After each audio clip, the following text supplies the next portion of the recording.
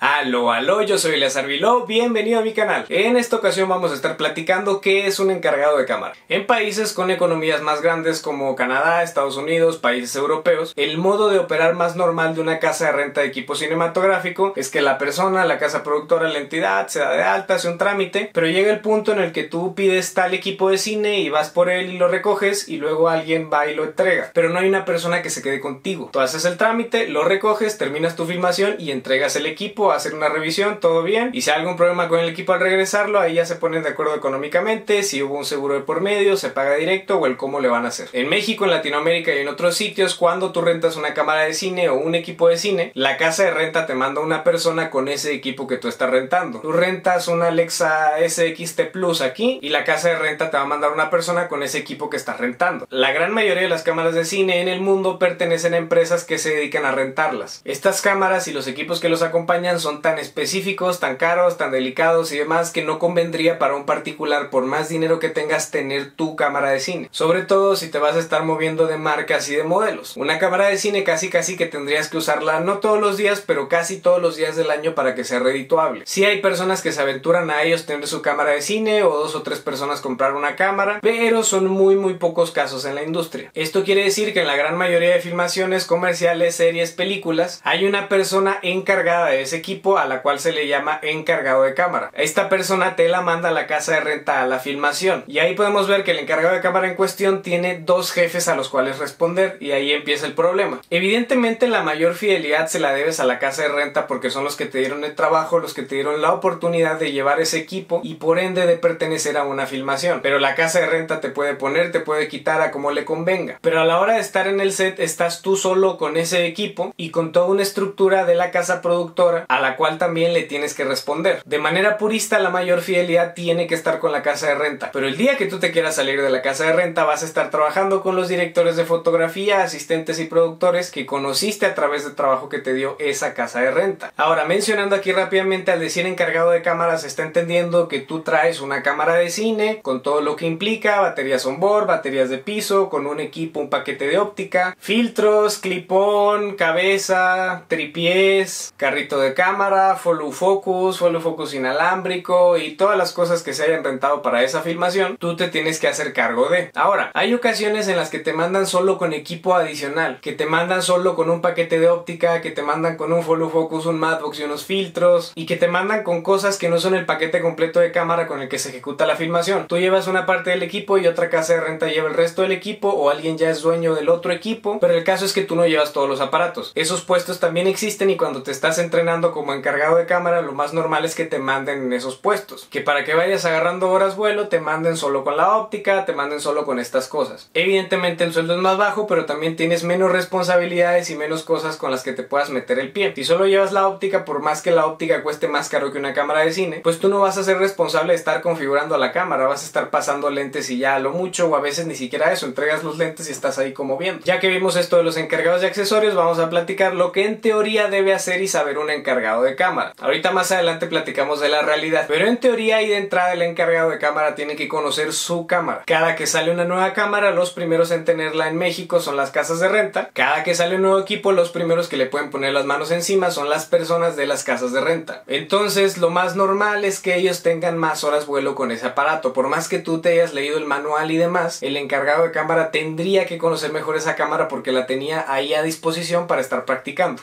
Y con conocer el equipo es conocer todo. Tú llevas una cámara, tienes que saber las posibilidades de montaje externo, de montaje físico. Si la vas a armar en una configuración estudio, qué posibilidades tiene de montarla en un dron, en un dolly, en una grúa, cómo ponerla para cámara al hombro, un Steadicam o cualquier cosa que se necesite. En teoría el encargado de cámara es el que está más a las vivas de cuántos tornillos trae de cada cosa, cuántos brackets, cuánto todo. Y en las cuestiones internas un encargado de cámara tendría que ser capaz de configurar la cámara según las necesidades. Traes una cámara de formato completo, pero te mandaron con lentes de Super 35 y el director de fotografía quiere tirar a todo lo que da el sensor, pues no va a poder sin que viñetee. Saber sacar distancias normales de los sensores y la óptica, los formatos, los cuadros por segundo, la compresión, si tienes que voltear el sensor para un Steadicam en modo bajo, formatear tarjetas, renombrarlas, cualquier cosa que tenga que ver con metadata, con cualquier configuración de la cámara, tendrías que saber hacerlo. Hay una información general, cosas que se pueden hacer más o menos en todas las cámaras, cámaras, cosas estándar que por eso son cámaras de cine, por eso pertenecen a una industria, cosas específicas de cada marca y de la marca dentro de sus modelos. Entonces un conocimiento general, conocerte 7, 8 cámaras y cuando salga una novena, pues te da idea de cómo te vas a mover en ella. Pero de repente hacen cambios o la actualizan y las cosas están ahí medio raras y ya no sabes ni cómo picarle, y el encargado tendría que estar atento a esas cosas. Tiene que salir con el equipo limpio y funcional de la casa de renta. Tiene que salir con las baterías cargadas, porque muchas veces al encargado no se le informa qué tipo de filmación va a hacer o dónde. Y de repente te enteras que vas a hacer un comercial de 4 o 5 locaciones y hasta la tercera vas a poder cargar baterías. Por eso el productor pidió 20 baterías on board y no le van a servir de nada si tú llegas con las baterías descargadas. Consejo rápido: si tú te quieres convertir en encargado de cámara, más allá de que vas a tener que por fuerza sí o sí aprender a usar el equipo, aprende inglés. Si faltan 2 o 3 años para que tú te conviertas en encargado de cámara, te lo digo de todo corazón, te vale más aprender inglés y aprender a manejar bien que estudiar una carrera de cine. De verdad, de verdad, de verdad, aprender inglés te va a abrir las puertas muchísimo en el mundo de los encargados de cámara. Me acuerdo mucho de mi primer llamado que me mandaron, no porque yo fuese bueno ni nada por el estilo, sino porque hablaba inglés y ya. La semana en la que yo entré a la casa de renta se suponía que yo iba a estar unos meses ahí en el almacén para aprender más del equipo, y salió un llamado donde se requería hablar inglés y usar cámara Red Epic Dragon, que era la única que yo sabía medio usar en ese entonces, y el hablar inglés me salvó, porque al menos en México me pasó muchas veces como encargado de cámara y después como asistente, que justo foquistas de la vieja escuela y algunos, sobre todo la vieja guardia, no hablan inglés y yo fungía como traductor. Entonces, por más desagradables que pudieran ser estas personas, yo de alguna manera era necesario. Entonces, al ser necesario no me trataban tan mal, y al estar traduciendo en mi cabeza iba aprendiendo del equipo. Al yo salvarles el pellejo por poderles traducir todo y hacer que quedaran bien ante los directores de fotografía y directores gringos, europeos o demás que venían, pues me ganaba cierto aprecio que a la larga y a mediano plazo se convirtió en tips, en consejos que me iban dando tanto en cómo moverme en un set y cómo manejar el equipo. En cuanto a manejar, en algunas ocasiones tendrás a alguien de la producción que maneje por ti, vehículos de la producción, pero lo más normal es que tú te muevas en una camioneta o en un camión de la casa de renta. Cuando yo llegué a la casa de renta yo ya tenía 7 o 8 años manejando, y yo había manejado pequeños camioncitos en un trabajo que nada que ver con el medio que tuve antes. Pero como yo entré en una casa de renta muy grande, había camiones propiamente. El primer día que tuve que manejar uno hice el ridículo. Cuando se trataba de manejar camionetas normales no había ningún problema, camiones de 3,5, todo estaba bien, pero cuando me llegaban a tocar camiones más grandes, de entrada yo no alcanzaba los pedales porque yo manejo derechito, entonces tenía que ir todo inclinado y casi no alcanzaba los pedales, casi no alcanzaba a ver. Entonces, si tú no sabes manejar y quieres ser encargado de cámara, aprende a manejar estándar en cualquier carro, haz todas las horas vuelo que puedas manejando y vas a tener que aprender a manejar carros más grandes. Al andar ahí te vas a mover en un mundo, una especie de submundo del medio cinematográfico, donde ese tipo de cosas van a ser muy valoradas, que tú sepas manejar un camión, que sepas cambiar una llanta, que sepas andar de mil usos. Eso va a ser muy apreciado. Mucha gente de otros departamentos te va a juzgar por tu habilidad y rapidez para poner un strap y cosas por el estilo. Hace unos momentos comenté que el encargado de cámara tiene que asegurarse de sacar el equipo de la casa de renta en óptimas condiciones, y los que ya sepan cómo se mueve el medio probablemente ahí ya me estaban juzgando de que tienen que existir pruebas de cámara.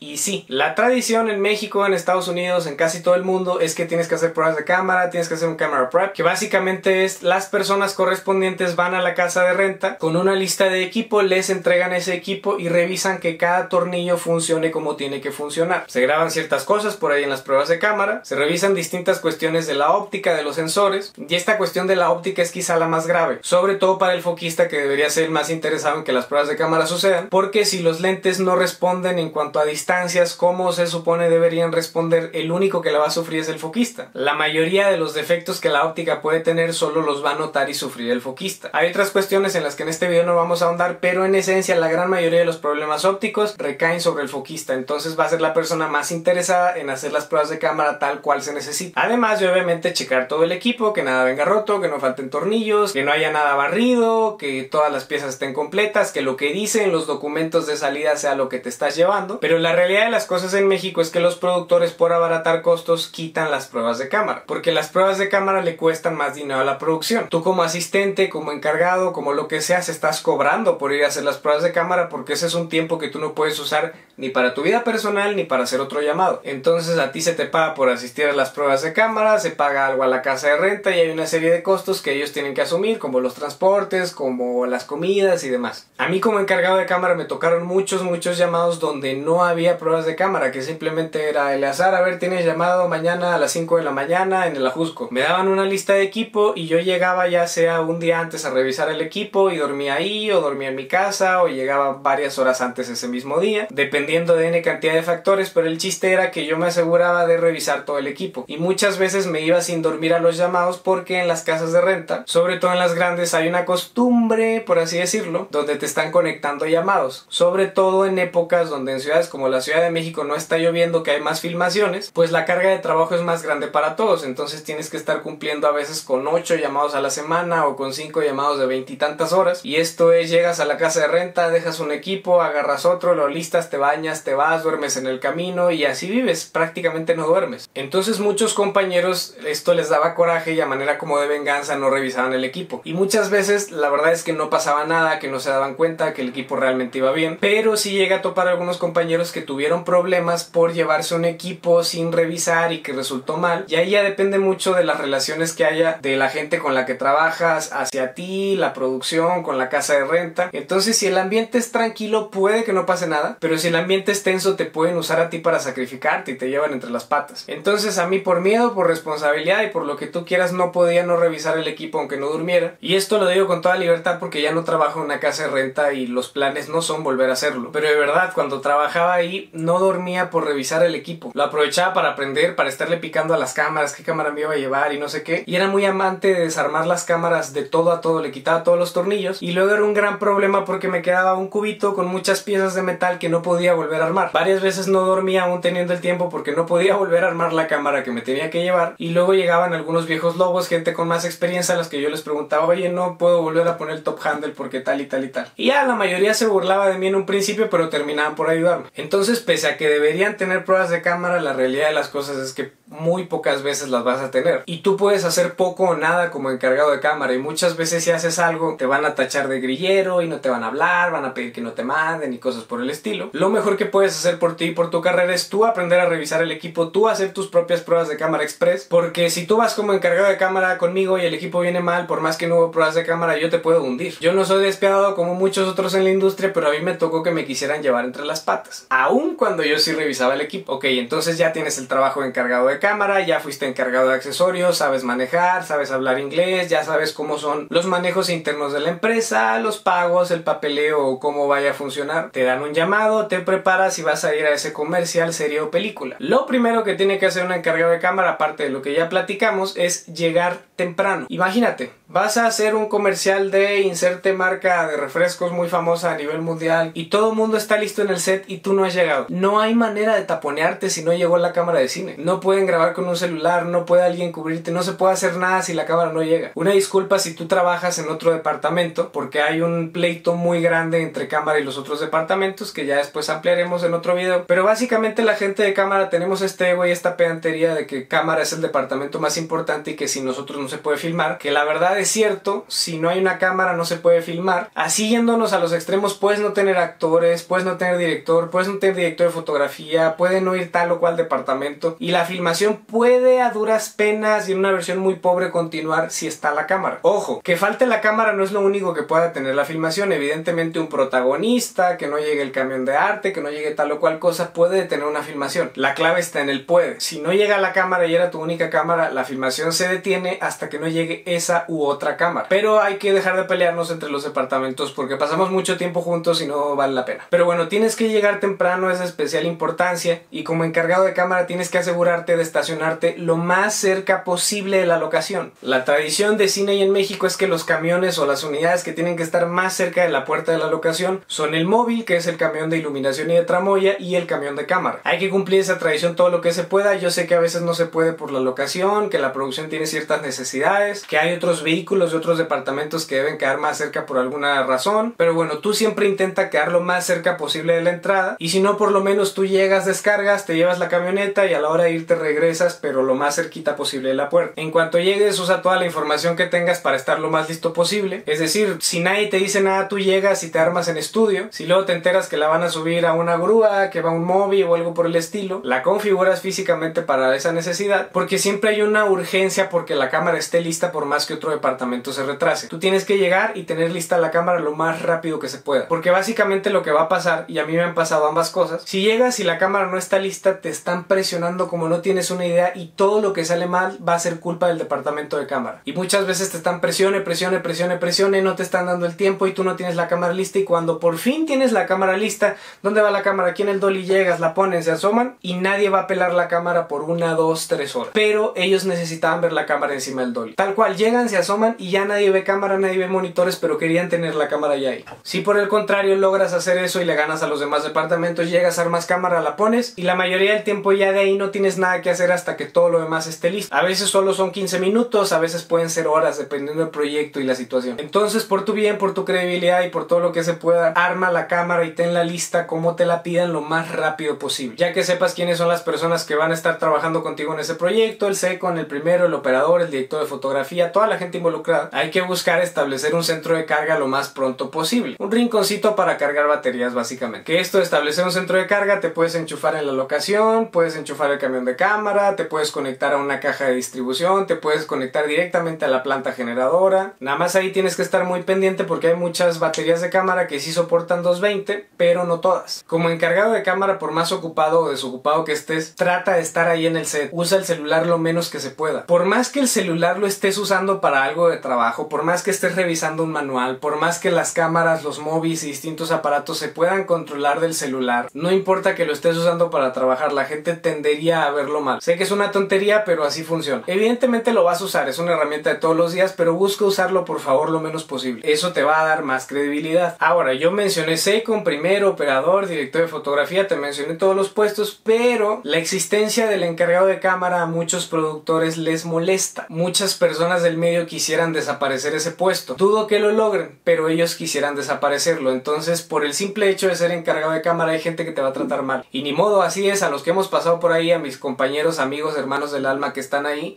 pues así les toca y ni modo. Sé que hay una cuestión de orgullo, de dignidad, de principios, de valores y de cuestiones, pero hay cosas de las que no te vas a poder escapar. Hay humillaciones, gritos y malas caras que no te vas a poder quitar. No importa que tengas la culpa o no, no te vas a poder quitar. Entonces, en México, en Latinoamérica, en muchos sitios, para abaratar costos, al encargado de cámara, las casas de renta lo venden como second. Entonces tienes que dobletear puestos. Aparte de todo eso que tienes que hacer la labor del second, que ya platicaremos en el video siguiente, que es un second de cámara. Y por un lado está mal, porque el encargado de cámara cobra menos que el segundo asistente de cámara, y eso está golpeando el puesto del segundo asistente de cámara al grado que en México casi no existe. Lo bueno para ti, yo creo para la mayoría de las personas que van a ver este video, es que es gente que va empezando y que no trae mucha idea de la industria. Y si como encargado de cámara te medio obligan a hacer second, a veces te lo pagan, a veces no, pues puedes ejecutar el puesto sin tanto miedo a equivocarte. Nunca intentes equivocarte a propósito, pero si estás ejecutando un puesto el cual no estás cobrando, pues es un gran momento para echar a perder y aprender. Y muchos aprendimos a hacer asistentes de cámara siendo encargados de cámara, porque no existió un second, porque el second no llegó, porque se fue, porque el foquista vomitó sangre o lo que sea. Todos los ejemplos anteriores sí me pasaron, pero puedes aprender, llegas, das pizarra como crees o como crees saber, y pues no, resulta que no era así, te corrigen, pero como tú no estás cobrando propiamente por dar la pizarra, pues no es tu labor, y si te equivocan realmente no te lo pueden recriminar mucho, aunque habrá alguien que sí te lo recrimine por más que no sea tu puesto. Te va a pasar, te va a dar coraje y ni modo, como encargado de cámara vas a tener que tragarte muchos corajes y muchos regaños que no te mereces. Pero si lo ves del lado positivo y lo usas a tu favor, al estar en producciones que no hacen las cosas como deberían de ser, tú puedes ir aprendiendo. En las producciones chicas hay más cercanía con todos los puestos, entonces si tú vas a un gran proyecto internacional, la distancia con el primero de cámara va a ser más grande. Donde tú tengas la distancia más corta, puedes ser más acomedido, puedes estar ahí, puedes irte acomodando para cuando estés en los proyectos grandes tener más colmillo de cómo se hacen las cosas. Como encargado de cámara muchas veces uno llega, pasa el lente, le dan el otro, va y lo guarda en la caja, pero el que lo pone es el foquista. Pero el día que te toca a ti poner el objetivo, la manera correcta de llamarlo es objetivo, lentes son las partes internas que lo componen, la manera correcta es objetivo, pero se le suele decir lente por una mala traducción del inglés. A la hora que tú pones el lente u objetivo en la cámara, te das cuenta que no es tan fácil, que hay que seguir la muesca, que no puedes girarlo, que no debes maltratar la montura de la cámara ni la bayoneta del lente. Entonces puedes ir aprovechando cuando el foquista va al baño y tú llegas y pones el lente, y como tú no lo haces todo el día, todos los días, pues no tienes tanta habilidad, pero ahí la vas a ir desarrollando. Muchas veces le puedes ayudar al operador a cargar su Steadicam, a cargar el móvil. Yo, como siempre quise ser operador, intentaba dar cuadro cuando era cámara al hombro o algo así para que el operador no se cansaba. Si éramos más o menos de la misma estatura y solo había que ver cuadro, era una cosa como que escuchaba por el radio que el DP quería cuadro y yo estaba cuidando la cámara y llegaba y me ponía. Si el operador se ofendía o algo por el estilo, inmediatamente le pasaba la cámara. Siempre le hacía saber: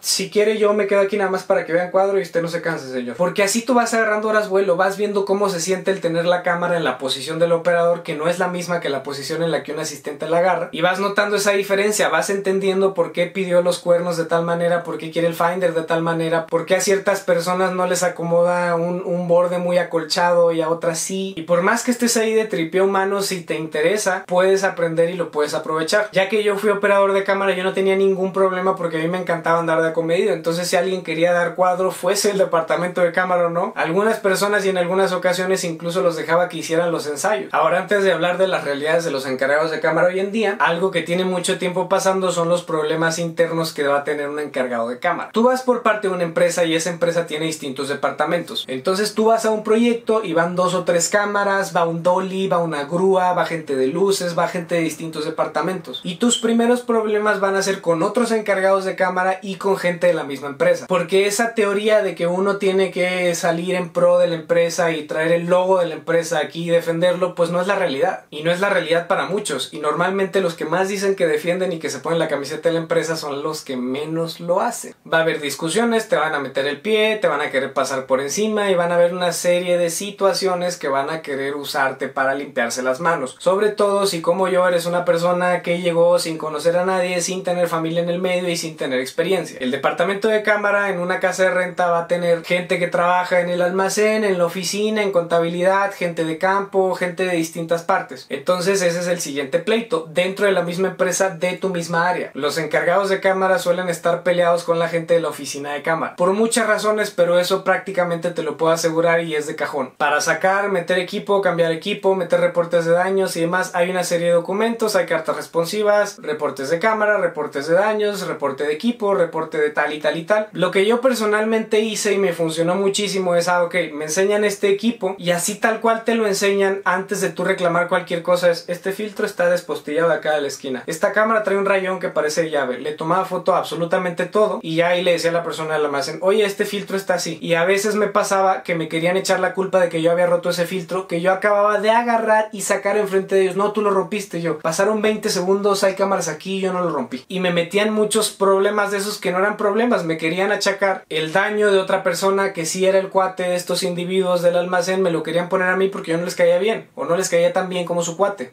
o les daba igual y me querían achacar el problema a mí. Situaciones como esa podría hablar una hora, pero la recomendación general es: tómale foto a absolutamente todo, al equipo por todos lados le tomas fotografía, y la fotografía, así sea tu teléfono, va a tener una metadata, la cual te va a salvar: mira, viene que la tomé, aquí está la dirección de la empresa, fue esta fecha, fue esta hora, yo esa foto la tomé antes de salir al llamado, porque aquí en mi reporte dice que yo salí a las 5 de la mañana, la foto la tomé a las 3. Entonces eso ya venía dañado, no lo dañé yo. Y esto de las fotos es al equipo, a todos los documentos y a los transportes en los que tú te vas a mover. Luego también te quieren achacar broncas de los transportes, que si se perdió una llanta de refacción o lo que sea, entonces también te tienes que proteger de eso y estarlo reportando. A la hora de estar en el set, en teoría un encargado de cámara tiene que estar pegado ahí todo el día a su cámara y nunca se despega. Pero hay proyectos en los que no hay corta comer y se tienen que escalonar para comer, porque si no vas a estar 30 horas sin comer. Vas a tener que ir al baño en algún momento vas a tener alguna llamada urgente familiar o del trabajo. Nunca va a faltar cuando tengas que despegar de la cámara. Por más que quieras estar ahí, de verdad, en algún momento te vas a tener que despegar. Entonces es bueno establecer buenas relaciones y estar tomando fotos de cómo se maneja el equipo. Yo lo hacía muy a la sorda y con el pretexto de: jefe, le tomo una foto, mire, le gusta, se la paso. Pero así yo ya tenía una foto de cómo se estaba manipulando el equipo. Por ejemplo, yo odio a los operadores de cámara que se agarran de la batería. De verdad, si lo haces, por más que seas el más exitoso de Hollywood, donde tú quieras, pierdo el respeto por esas personas muy cañón, porque ahí se nota que no son personas conocedoras de la parte técnica del equipo. Yo sé que muchos de estos son unos grandes genios cinematográficos que han hecho obras que van a cambiar la historia de la cinematografía, pero al agarrarse de la batería se me hace una irresponsabilidad. Dependiendo si es gold mount o V-mount, puede afectar más o menos. La gold mount es un poco más resistente, pero de todos modos vas dañando los peines, vas dañando conectores y demás. Me hace un repaso del equipo de las fotos antes de salir y de cuando el llamado terminaba, por si existía cualquier pleito yo tenía con qué defenderme. Y desafortunadamente afortunadamente las necesité en más de una ocasión, que me quisieron achacar un montón de cosas. Lo más barato que me quisieron achacar, me acuerdo que fue un espolón roto de un tripié estándar Rumford Baker, y lo más caro fue un Sumilux 40 milímetros. Esas dos cosas y todas las que hubo en intermedio me las quisieron cobrar a mí directamente, desde el espolón, que es básicamente un tornillo con un pico, hasta una óptica Leica que acá en México no hay quien la pueda arreglar y que hay que pagar de entrada un envío a otro país y muchos miles de dólares para que se arregle. En ese sentido, trata de llevar la mejor relación posible con todos, aunque sea por conveniencia y por negocio, pero necesitas tener con qué defenderte. Ojalá todo esto que te diga a ti te sobre y nunca necesites sacar tus copias de los documentos, tus fotos. Ojalá que esto sea de más y que solo gastes espacio a lo tonto en el teléfono. Pero si un día tu trabajo, tu bolsillo, tu carrera y tu credibilidad se remiten a una fotografía que no tomaste en su momento, pues yo preferiría tener esa foto ahí guardada.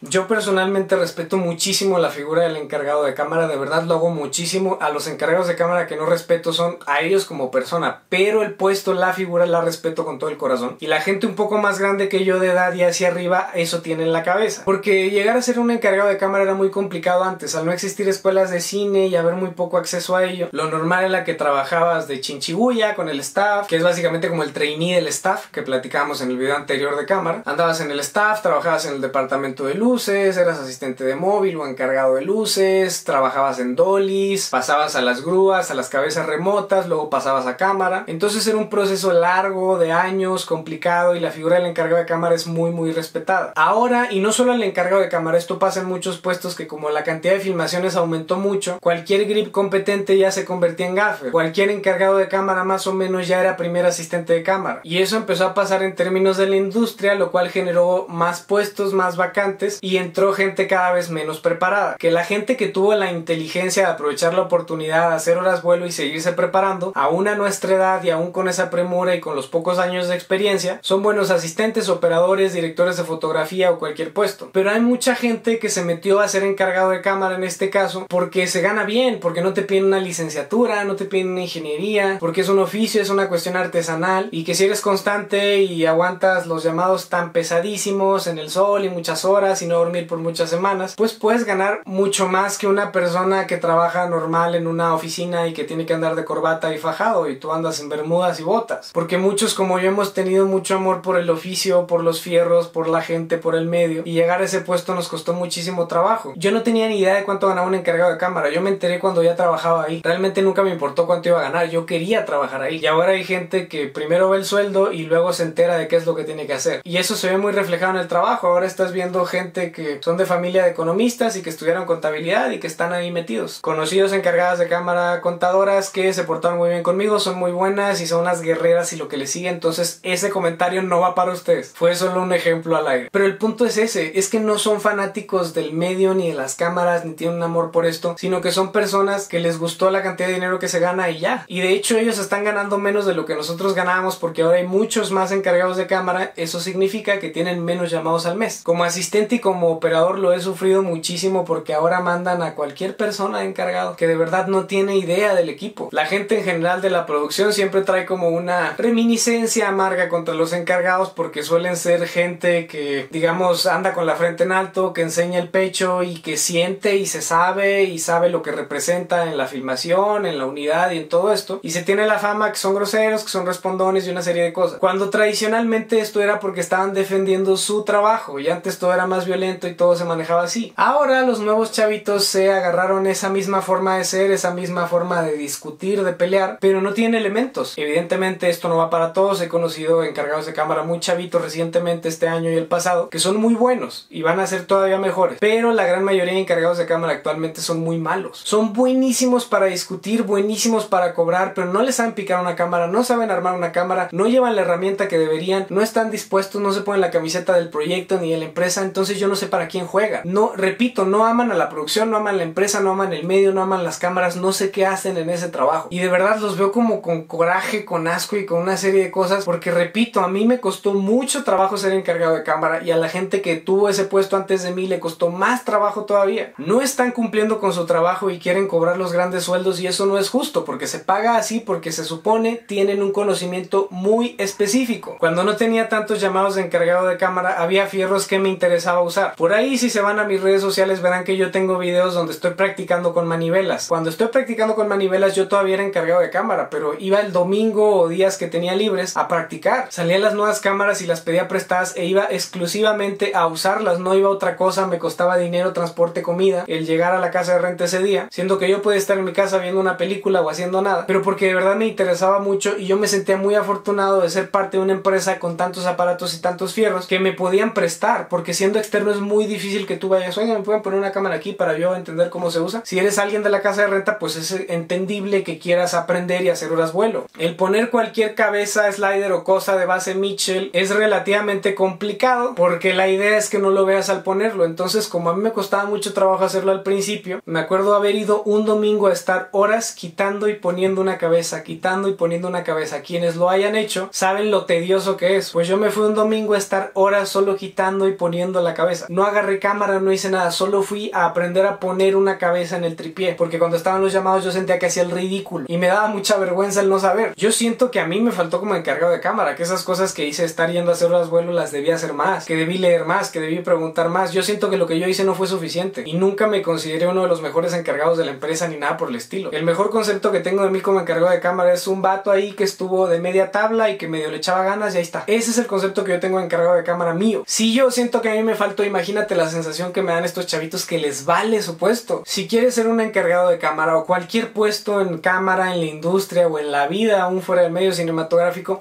asúmete como lo que eres en ese momento. Me molesta mucho la gente que se cree mejor que su puesto o que el proyecto. No importa quién seas, tú eres tan bueno como tu último proyecto y da igual y punto. Como encargado de cámara vas a cargar pesado, vas a andar en el sol, vas a manejar camiones, vas a andar conectando cablecitos, vas a limpiar cosas con un trapito, te van a gritar, te van a humillar y nada de eso te quita lo importante que vas a hacer para una filmación. Vas a tener un puesto muy importante, muy específico y te tienes que asumir como eso para bien y para mal. Que no se te caiga el oro de andar limpiando cosas con trapito o de andar estacionando un camión. A la hora de estudiar inglés, los manuales, de practicar, asúmete como lo que eres. Respeta tu oficio de encargado de cámara porque así es como la gente externa te va a respetar, respetándote tú primero. De verdad, ser encargado de cámara es muy estresante, es muy complicado y es muy tedioso. Por más dominado que lo tengas, por más años que tengas en eso, los desvelos, los gritos, el sol, los llamados colgados son horribles, horribles. Y eso solo se puede afrontar con verdadero amor por la camiseta, por el oficio y por los fierros. Le he escuchado mucho a varios old school que nos regañan a los nuevos que porque vivimos de las cámaras, vivimos de eso y les tenemos que tener respeto. Y los nuevos contestan muchas veces groseramente, yo no vivo de esto, yo vivo de mi trabajo. Y están con su panzota y con su celular y con su bla bla bla. Y tienen razón, finalmente nosotros vivimos a través del equipo. Me pongo más del lado de los de la vieja escuela en ese sentido. Porque por más extremistas que sean, ellos sí lograban tener una disciplina, un orden con el equipo, un respeto al set, a la cámara y a todo lo que implica. Ahorita se ha perdido mucho el respeto por eso y por otras cosas. Nuestra generación ha sido muy irresponsable en estas cuestiones. Si tú quieres ser director de fotografía, el dueño del changarro, pues el día que sea tu pastorela tú haces lo que quieras. Pero mientras seas un encargado, un jalacables, un lo que tú quieras, asúmete como eso. Por más que tú seas licenciado en cinefotografía, si vas de encargado de cámara tienes que respetar a tu segundo de cámara, a tu primero de cámara y a tu operador. Porque muchas veces un licenciado en cine de una escuela patito piensa que sabe más que un operador de cámara que tiene años de experiencia. Le das la cámara al niño que estudió cine y no tiene ni idea de qué hacer con ella. Entonces aprende primero a desarrollar ese puesto, ese oficio antes de crecer, porque si no tus bases van a estar tambaleándose y flojas toda la vida. No vas a hacer bien ese puesto y nunca vas a hacer bien lo sucesivo. Los años que estés como encargado de cámara los vas a vivir como si fueran años perro. Cada año se convierte en varios años de la vida real, por así decirlo. La cantidad de horas vuelo, horas simulador y horas medio, horas set que vas a hacer no se comparan con las que vas a hacer una vez que tengas otros puestos. Si tú quieres un día cambiar de puesto, aprovecha esas horas. Si no estás haciendo nada en el set, ponte a leer un manual, imprímelo, pregúntale al chavito que te lleva 10 llamados o al viejo lobo que te lleva 30 años de experiencia cómo se hace tal o cual cosa. Yo cargaba tal cual mi lista de preguntas de todo y se las preguntaba a todas las personas que conocía y así iba teniendo diferentes perspectivas. Eso fue lo que yo hice. Tú lo puedes hacer como te dé la gana. Esa fue mi opinión, mi percepción y la de muchos que conozco. Tú de verdad haz lo que tú quieras, no es mi problema. Si no aprovechas esas horas vuelo que te va a hacer encargado de cámara para que el día de mañana puedas o quieras hacer otra cosa, pues mejor déjale el puesto a alguien que sí le tenga amor a este oficio. Más vale retirarse con dignidad que estar haciendo el ridículo. Eso ha sido todo por este video. Te encargo tu manita arriba, tu manita abajo, tu opinión por acá en los comentarios. Me encuentras en Facebook, Twitter e Instagram como Eleazar Viló, Eleazar con Z, Viló con B labio dental, tilde en la O. Eso ha sido todo por este video y nos vemos en el próximo. Chao, chao. Ok, a manera de bloopers te voy a contar algo más. De verdad me enojé mucho grabando este video. Simplemente tuve que estar haciendo pausas y creo que me voy a dar cuenta de esa continuidad de la luz cuando lo esté editando, porque me trababa de coraje y se me atropellaban las palabras y subía demasiado el volumen de la voz. Pero sí hay cosas de las que hablé que de verdad me dan mucho coraje. En el video me vieron muy tranquilo porque cada que me enojaba mucho repetía la toma, respiraba, cerraba los ojos, me iba a mi lugar feliz y retomaba. Y este video puede ser yo hablando 2 horas de todas las cosas que me molestan de los encargados de cámara actuales.